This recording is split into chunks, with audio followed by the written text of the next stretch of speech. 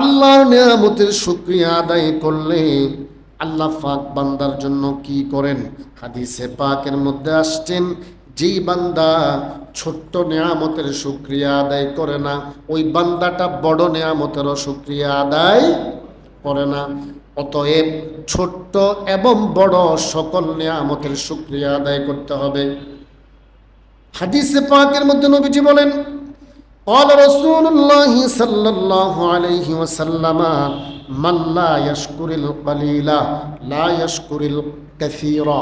আল্লাহর হাবিব বলেন, মুসনাদে আহমদের হাদিস, আল্লাহর হাবিব সাল্লাল্লাহু আলাইহি ওয়া আলিহি ওয়াসাল্লাম নবীজি বলতেছেন, যেই বান্দা ছোট্ট নিয়ামতের শুকরিয়া আদায় করে না, ওই বান্দাটা বড় নিয়ামতেরও শুকরিয়া আদায় করে না। অতএব ছোট হোক বড় হোক, সদা সর্বদা আমরা একটা বাক্যের দ্বারা আল্লাহর শুকরিয়া আদায় করব। সকলে উচ্চ আওয়াজে পড়ুন আলহামদুলিল্লাহ। ছোট হোক বড় হোক, যেই ছোট শুকরিয়া আদায় করতে জানে সে আল্লাহ পাকের বড় শুকরিয়াও আদায় করতে, আর ছোট শুকরিয়া আদায় করবেন আল্লাহ পাক বড় নিয়ামত বাড়াইয়া দিবে।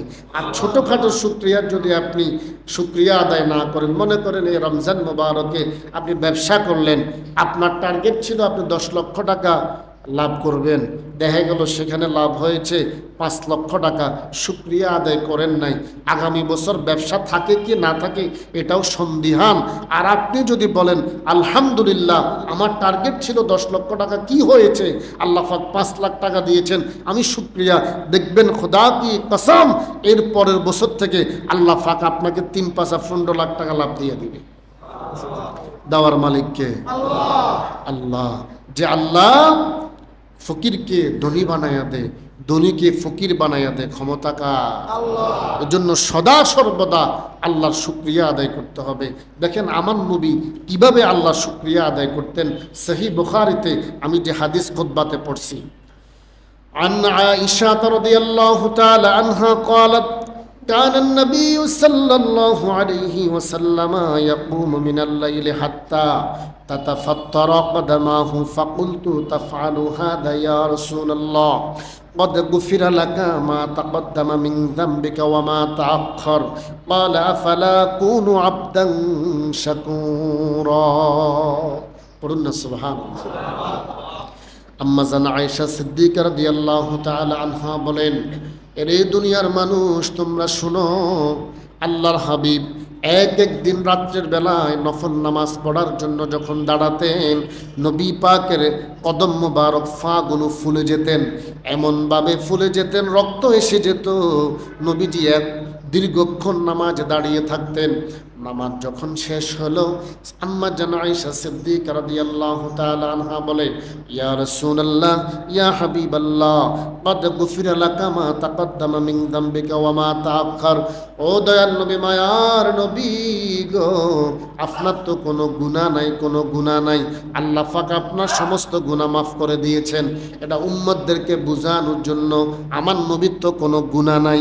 তবুও আম্মা জান আয়েশা বলে, ইয়া রাসূলুল্লাহ আল্লাহ পাক তো আপনার সব গুনাহ মাফ করে দিয়েছেন, তবুও কেন আপনি দীর্ঘক্ষণ নফল নামাজের মধ্যে, তাও কোন নামাজ, নফল নামাজের মধ্যে সারা রাত পর্যন্ত দীর্ঘক্ষণ দাঁড়িয়ে থাকতেন? ফা মুবারক ফুলে যেত, রক্ত এসে যেত। এরপরে আল্লাহর হাবিব বলেন, ক্বালা ফালা কুনু আবদান শাকুরা। ও আয়েশা, আমি কি আমার আল্লাহর শুকরগুজার বান্দা হব না? আয়েশা, আমি আমার আল্লাহর শুকরগুজার বান্দা হব না? তো নবীজি যদি এই কথা বলে, নবীজি স্বয়ং নবী পাক রউফুর রহিম সাল্লাল্লাহু আলাইহি ওয়াসাল্লাম নবীজি যদি এই কথা বলে, আমার আপনার কি করার দরকার? তো অন্তত পক্ষে আমরা যদি সম্ভব হয় নফল রোজা, হ্যাঁ, নবী পাক প্রতি সোমবার বৃহস্পতিবার রোজা রাখতেন, মাঝে মধ্যে জুমার দিন রোজা রাখতেন।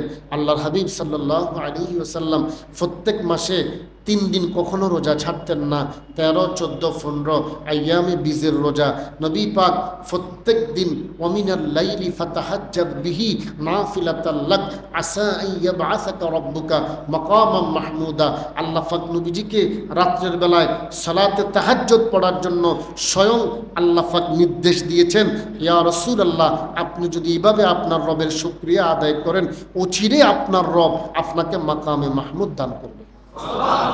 মাকামে মাহমুদ কি? ওই হাসরের ময়দানে সমস্ত নবীরা যেদিন ইয়া নফসি করবে, আর সমস্ত নবীরা ওই দিন আমার নবীর প্রশংসা করবে। নবীরা বলবে ইয়া নফসি, আর আমার নবী বলবে ইয়া উম্মতি। আমরা সে নবীর উম্মত, খুশি না বেজার? আরেকটু মহব্বতে পড়ি আলহামদুলিল্লাহ।